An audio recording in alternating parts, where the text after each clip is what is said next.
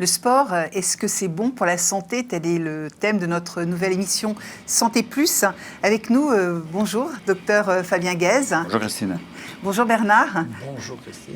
Docteur Guèze, vous êtes cardiologue en ville à Paris, également à l'hôpital Ambroise Paré à PHP, donc également à Paris. Vous êtes donc spécialiste du sport.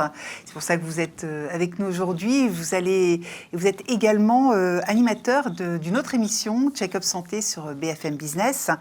Alors on nous le répète souvent, tout le temps, il faut faire du sport pour être en meilleure santé. Est-ce que ça vous paraît être la bonne préconisation pour inciter les gens à faire du sport? Bien sûr qu'il faut faire du sport, une activité physique, plus que du sport. On n'est pas obligé de faire du 110 mètres haies, mais quand on dit qu'il faut bouger, il y a une différence entre bouger, parce qu'il y a beaucoup de gens qui me disent je bricole dans mon jardin toute la journée. Ça, c'est pas du sport. Le piétiner, c'est pas vraiment du sport.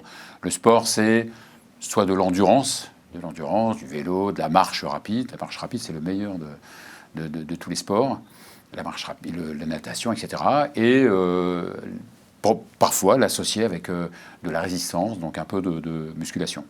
Mais bien sûr, oui. L'être humain a quand même tendance parfois à exagérer ou à en faire pas assez, comme le jardinage, ou alors se mettre à l'endurance totale, 80 km. Enfin, comment c'est le juste milieu qui compte. C'est le juste milieu. Oui. Évidemment, tout ce que vous voyez, les addicts qui font des ultra-trails, etc., ils vieillissent avant l'heure. Ils sont tous un petit peu, quand vous voyez les sportifs de très très haut niveau, ils font tous un peu plus que leur âge. Quand vous faites un marathon, pendant le marathon, vous avez des passages en arythmie, vous êtes en insuffisance rénale fonctionnelle, etc. Et on dit même que plus de 3 marathons par an augmentent le risque cardiovasculaire.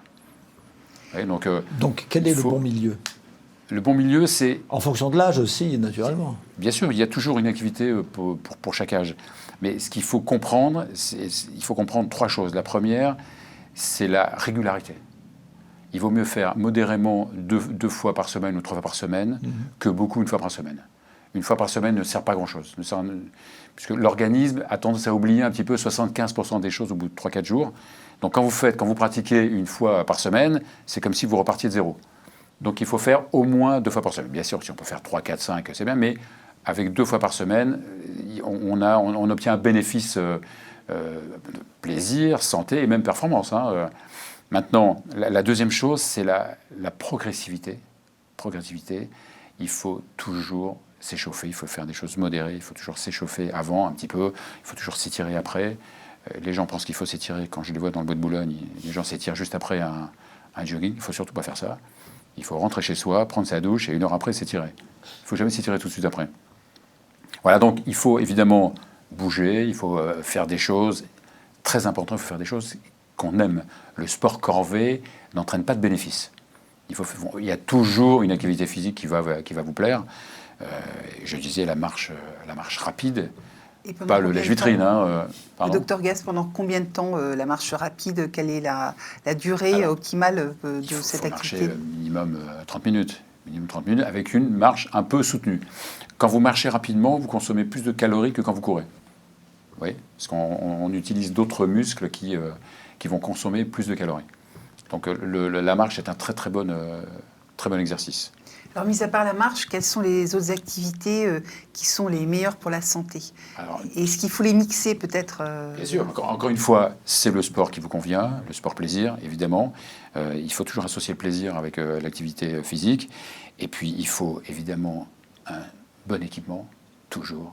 Là, on voit des choses incroyables, des gens qui courent avec des chaussures de tennis, des gens qui jouent au tennis avec des chaussures de marche nordiques.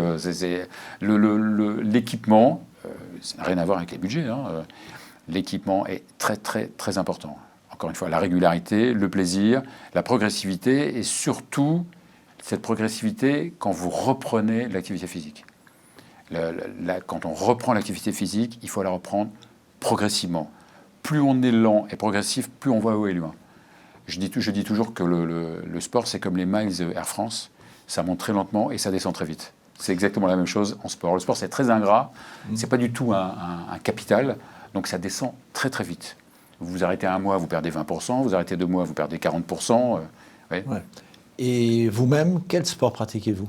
Alors moi, je pratique le sport plaisir, des sports que j'aime bien les sports ludiques. Donc je pratique beaucoup le tennis. Je me suis mis depuis 5 ans au kitesurf. Voilà, et puis de temps en temps, je cours. Je me suis fait embarquer dans le marathon des sables l'année dernière. Je l'ai fini, je ne sais pas comment d'ailleurs. Je l'ai fini. Et au tennis, vous êtes classé? Et j'ai été classé à une époque, mais pour rester classé, il faut faire des tournois. Donc je n'ai pas vraiment le temps entre mes diverses activités. Alors, tout le monde n'est pas pareil devant le sport, et il y a certaines personnes qui peuvent être en surpoids et qui ont besoin justement de reprendre cette activité physique. Ouais. Qu'est-ce qu'on peut leur donner comme conseil pour reprendre progressivement? Oui, moi je préfère une personne en surpoids active qui fait du sport plutôt qu'un maigre sédentaire. Un maigre sédentaire a plus de risques cardiovasculaires qu'une personne en surpoids. Je ne parle pas d'obésité morbide, hein. Ouais. Qu'une personne en surpoids qui pratique régulièrement le sport. Évidemment, il faut là aussi s'adapter, très important. Hein. Vous parlez de surpoids. Il faut évidemment s'adapter. Oui, le surpoids, c'est jusqu'à 10 kilos de plus ou... Oui, voilà, c'est quand vous... C'est un 10 de masse corporelle supérieure à 25. Bien sûr, c'est ça, mais en dessous de 30 et 31, je veux dire, c'est assez particulier. Mais il y a toujours des activités physiques, même pour les grosses obésités, hein, je veux dire la marche, etc. Évidemment, associer l'exercice physique, il doit être associé à un mode de vie un petit peu correct, hein, faire attention à ce qu'on mange. Oui, c'est ça. Pas de sucre, pas de... Voilà, pas de sucre, pas manger très salé. Plus vous mangez salé, plus vous êtes essoufflé. Oui, c'est un peu le cas en Afrique. On avait reçu un de vos confrères qui nous a expliqué que le fait de manger très salé, effectivement, c'était très mauvais. Bien sûr, très très mauvais. Et les Japonais mangent très salé. Ils mangent beaucoup de poissons, donc ils ont moins d'infarctus que nous, mais ils ont plus d'hémorragie cérébrale parce qu'ils mangent très salé, donc ils ont des poussées de tension importantes, donc ils vont rompre les artères du cerveau, ils font beaucoup d'hémorragie cérébrale. Quel rapport entre le sel et l'hémorragie cérébrale exactement? Alors le sel retient l'eau, c'est mécanique. Ouais. Donc plus vous avez de sel dans l'organisme, plus vous avez de l'eau dans les artères et dans le cœur. Ouais, donc la pression monte. La pression monte dans les artères. Oui, les gens qui sont hypertendus ne doivent pas manger salé, évidemment. Et la pression monte aussi dans le cœur, et à un moment donné, le cœur n'a plus de force, parce qu'il essaie de lutter contre l'hyperpression, et à la fin, il se dilate et il perd force. Les Japonais vivent quand même très vieux. Hein. Ils vivent très vieux, c'est vrai. Ils vivent très vieux. Enfin, pas tous, hein. Mais c'est vrai qu'ils ont une espérance de vie à peu près similaire un peu à la nôtre, hein, à peu près. Est-ce que donc l'alimentation... Les Africains, vous me parliez, je vous couper, les Africains qui peuvent manger deux types d'Africains. Il y a des types d'Africains. C'est sûr que l'Africain moyen est quand même moins sédentaire que le Parisien ou que l'Européen. Sauf l'Africain des grandes villes. Voilà, sauf l'Africain des grandes villes. Et puis tous ces pays émergents qui ont changé un petit peu leur alimentation. Comme d'ailleurs les transplantés et les immigrés. Hein. Les Afro-Américains sont plus malades que les Blancs américains. Les Maghrébins qui vivent en France sont plus malades, ont beaucoup plus de maladies que les Français de souche. Donc, c'est le régime. Quand on change de mode alimentaire, on est évidemment, on grossit. Je ne sais pas si vous regardez en Polynésie, hein, en Polynésie où 85% des femmes sont obèses. Hein, 85%. J'avais été pour trouver une vainée, donc j'étais un peu... il a fallu que je cherche longtemps. Donc, c'est vrai que ces changements, tous ces pays émergents font qu'on a changé l'alimentation, et c'est toujours plus dangereux quand on change d'alimentation. Plus d'obésité, on a plus de diabète, on a plus... Regardez le Vietnam qui flambe au niveau économie, hein, au niveau économique. Je crois qu'il y a Ho Chi Minh Ville, il y a un Vietnamien sur deux qui est diabétique. Oui. Parce qu'ils se sont mis ils étaient avant presque végétariens, ils se sont mis à manger du McDo, plus de viande. Le diabète est aussi un fléau mondial, en Afrique. Hein, une pandémie beaucoup plus importante que le Covid. Hein. Oui. Ça, c'est sûr. Mais c'est vrai qu'en Afrique, dans les grandes villes, on a aussi une augmentation de l'hypertension artérielle, du diabète, etc. Et comment est un cœur de quelqu'un qui est sportif et quelqu'un qui n'est pas sportif? C'est quoi l'effet du sport sur le cœur, vous qui êtes cardiologue? Oui, alors l'effet du sport, évidemment, je ne parle pas du sportif de haut niveau, hein, mais le sportif moyen a une tension un peu plus basse, artérielle. Il a surtout une fréquence cardiaque un peu plus basse. Qui est de, à peu près C'est très variable. J'ai des marathoniens qui battent à 70 au repos, hein, c'est pas très lent. ce qui compte, c'est la réserve de fréquence. Vous voyez, ce qui vous permet d'accélérer votre fréquence cardiaque quand vous faites un effort. Mais c'est vrai que le sport, surtout le sport d'endurance, fait baisser un petit peu la fréquence cardiaque. Et on sait qu'il y a une corrélation entre la fréquence cardiaque et l'espérance de vie.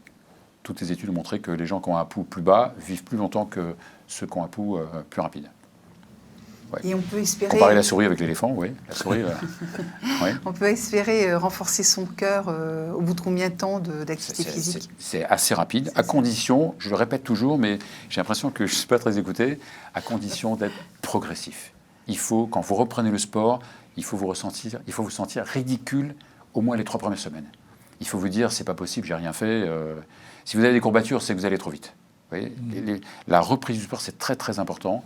Il faut vraiment faire les choses, je dis encore une fois, régulières, il faut les faire, vraiment, mais il faut faire des choses modérées et augmenter très progressivement. Et le fait de prendre les escaliers au lieu de l'ascenseur, est-ce que c'est bon pour la santé ou pas? Ça ne sert pas à grand-chose. Ça ne sert pas à grand-chose. Sur le plan cardiaque, ça ne sert pas, parce que monter des escaliers, c'est un effort brutal, violent, sans oxygène. Personne ne s'échauffe avant de monter 3 étages. Donc franchement, ça ne sert pas à grand-chose. Il faut me dire aux gens de marcher, mais si vous êtes au 5e étage et que vous avez l'ascenseur, prenez l'ascenseur, c'est pas la peine de monter à pied. Ou alors, vous montez à pied très lentement, droit pour muscler un peu les cuisses. Mais sur le plan activité, sur le plan cardiovasculaire, franchement, ça ne change pas grand-chose par rapport à la marche, quoi. Par rapport à la marche. Et qu'est-ce qu'on peut donner comme conseil donc aux non-sportifs qui reprennent le sport pour éviter de se faire mal aux genoux, au dos, aux articulations? Il faut vraiment qu'ils soient conseillés, quoi. Il faut qu'ils soient conseillés, qu'on leur fasse un espèce de profil de conditions physiques, un bilan de conditions physiques. Par un coach ou un coach par un coach sportif, ou par rapport ou un médecin, ou un médecin du sport, qui va vous dire pour quel sport vous êtes fait et surtout pour quel sport vous n'êtes pas fait. Vous avez du vertige, vous avez le vertige, ne faites pas d'escalade, quoi. Vous avez des choses simples.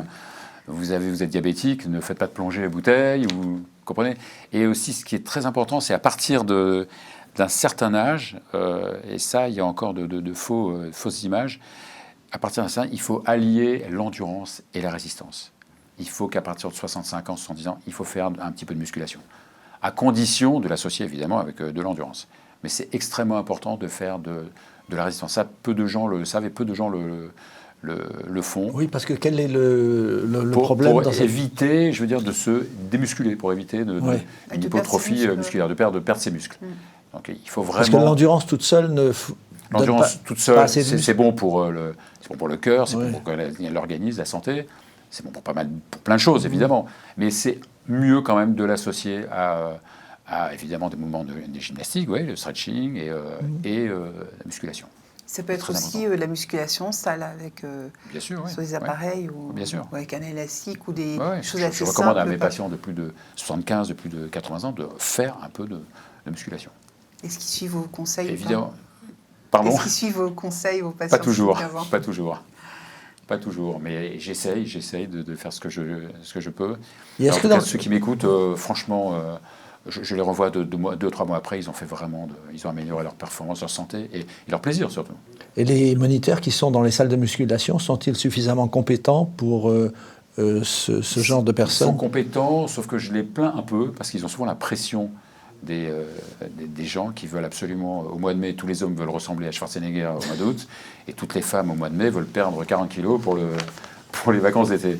Donc les pauvres ont une pression, et je passe mon temps à leur dire de ne pas trop écouter les gens en leur disant d'être progressif.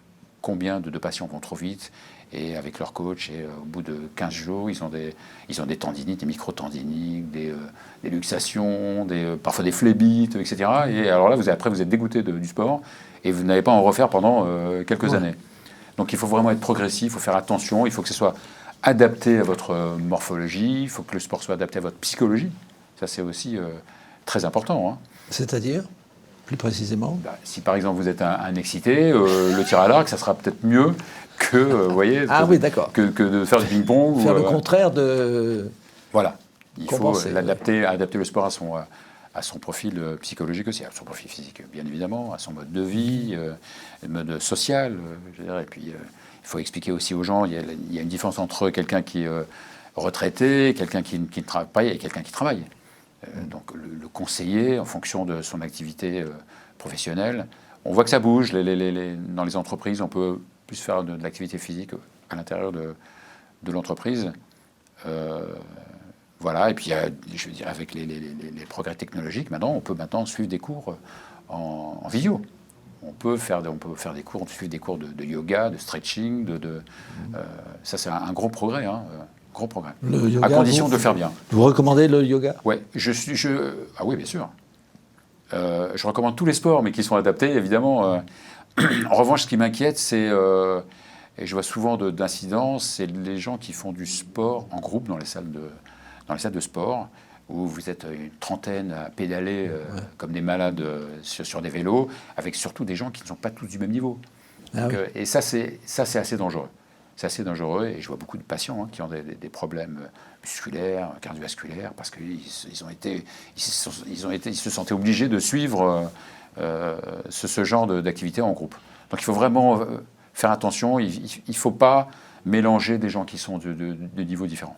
Sachant qu'en plus, ça doit dégoûter certains débutants qui n'arrivent pas à suivre et les faire arrêter tout de suite leur activité. Il y a beaucoup de pères qui ont fait du vélo en été avec leur fils, qui ont voulu absolument les suivre et qui ont eu des gros problèmes. Hein. Ils se sont fait un infarctus dans une montagne. Il faut faire très attention. Il ne faut pas dépasser, je dis toujours, il ne faut pas dépasser il ne faut pas forcer un essoufflement, il ne faut pas forcer une douleur. Est-ce que je veux dire ? Quand on a des douleurs, des symptômes, une fatigue, il ne faut pas forcer, il faut savoir ralentir, il faut savoir s'arrêter. Justement, vous parliez d'un père donc, qui est certainement plus âgé que son fils et qui peut avoir au-dessus de 40 ans. Est-ce que les gens qui ont au-dessus de 40 ans peuvent reprendre facilement du sport bien sûr. Et sans forcer Bien sûr. Et puis c'est aussi une chose aussi très importante, il faut toujours être vigilant avec les symptômes qui apparaissent à l'effort.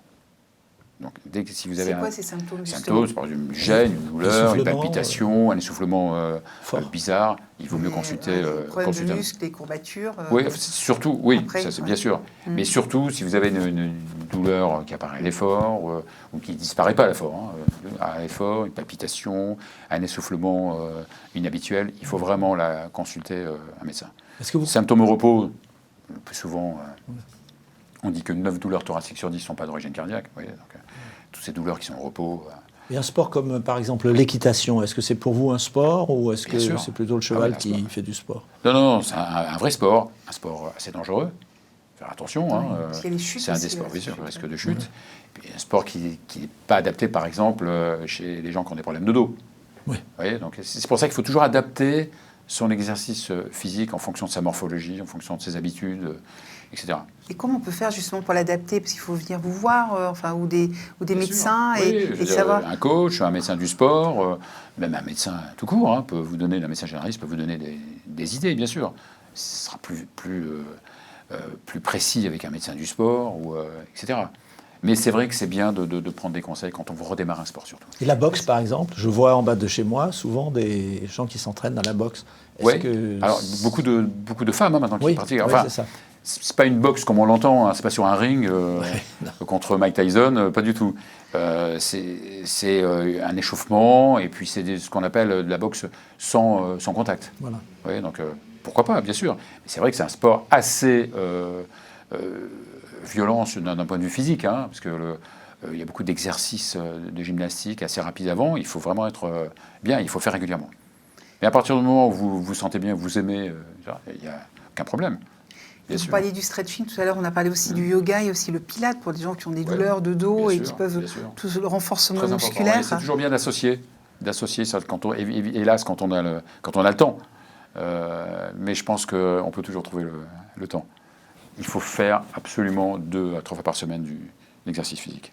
Parce que vous parliez aussi du sport adapté à son mental, mais également le sport améliore le mental d'une personne qui fait du sport. Alors comment ça se produit Les bénéfices de l'activité physique sont incroyables, quoi. Incroyable. Outre dans le corps, c'est aussi dans le cerveau. Évidemment. Ouais. J'ai une question qui nous vient par l'intermédiaire d'un futur téléspectateur qui est en train d'écouter en régie. Est-ce qu'on peut devenir addict au sport? C'est-à-dire ne plus s'en passer si on en fait trop ou mal? Oui, l'addiction, c'est toujours un peu péjoratif, le mot addiction, bien sûr. Je vois surtout en ce moment les sportifs, j'en vois beaucoup, qui font des ultra-trails, qui font, là, récemment, j'ai vu des sportifs qui ont fait du TMB, c'est l'ultra-trail du Mont-Blanc, c'est 170 km avec 10 000 mètres de dénivelé. Celui de la Réunion aussi, qui la est diagonale du Fou. difficile. Le marathon des sables que j'ai fait, c'est 250 km dans le sable sur 5 jours, à pied. Je ne sais pas comment j'ai survécu, mais même mes enfants ne me croient pas encore que je l'ai fait. J'ai beaucoup montré les photos. Vous avez même écrit un ouvrage intitulé « Comment avoir une crise cardiaque ». Est-ce que vous avez eu beaucoup de succès? Je veux dire, est-ce qu'il y a beaucoup de gens qui ont eu une crise cardiaque après? Non, c'est-à-dire que c'est vrai que quand vous êtes avec le patient, il est toujours d'accord avec vous. Je dis toujours que c'est le plus grand bluffeur de tous les temps, le patient. Et quand il sort du cabinet, il a tout oublié. Donc je m'étais dit, je vais prendre un biais, je vais dire, vous voulez avoir une crise cardiaque, je vais vous montrer comment. Et contre toute attente, il a été traduit en 6 langues. Et il va être traduit en indien. Incroyable. C'est un peu provocateur quand même pour un cardiologue. Justement, je ne voulais pas sortir le énième bouquin, bouger plus, comment manger moins. Ça, tout le monde le sait. Ouais. Tout le monde le sait. Il faut bouger plus, manger moins. Mais comment? Personne ne sait. Donc voilà, dans ce bouquin, il y a des espèces de quiz. Quels sont les aliments qu'il faut absolument éviter pour avoir un cœur en bonne santé? Enfin, le tabac, par exemple, c'est pas un aliment, mais... Alors, le tabac, c'est vraiment le fléau numéro 1, notamment même pour l'activité physique. Hein. Je déconseille aux gens de fumer une demi-heure avant de faire un jogging. Hein. Le fléau, je veux dire, on parle de facteurs de risque. Oui. Facteurs de risque cardiovasculaire, c'est quelque chose qui va augmenter votre risque cardiaque. Vous voyez, le cholestérol, le diabète, l'hypertension, l'obésité, ça multiplie par 2 à 3 le risque d'avoir un problème cardiaque. Le tabac par 7. Vous voyez, donc ça n'a vraiment rien à voir, quoi. Donc ça, c'est vraiment le fléau. Et ce qui est dommage, c'est que le tabac va vous anéantir 80% des bénéfices du sport. Vous voyez, donc les gens qui me disent je fume mais je fais du sport, ben non, ça ne sert pas à grand-chose. Ça ne va pas améliorer ni son espérance de vie, et encore moins son espérance de vie en bonne santé, quoi. Une dernière question rapide. D'ailleurs, on voit des coachs qui fument juste après avoir donné des cours. C'est un peu dommage.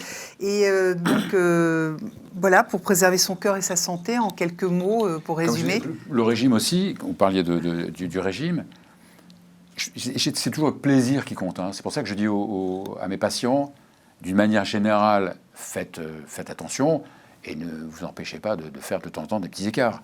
Mais c'est vrai que ce qui est terrible, et c'est aussi en fonction de la personne, hein, une personne qui a beaucoup de cholestérol, il faut manger moins gras. Mais c'est vrai que l'idée, c'est de manger vraiment le moins salé possible. Merci beaucoup, docteur Fabien Guès, d'avoir participé à cette émission. Merci beaucoup pour tous ces conseils. Donc, on va se retrouver dans une centaine d'années pour... Avec grand plaisir. Je vous donnerai l'adresse de mon successeur. Oui. Merci beaucoup et merci à vous. Merci Christine et merci à vous d'avoir suivi cette émission. À bientôt.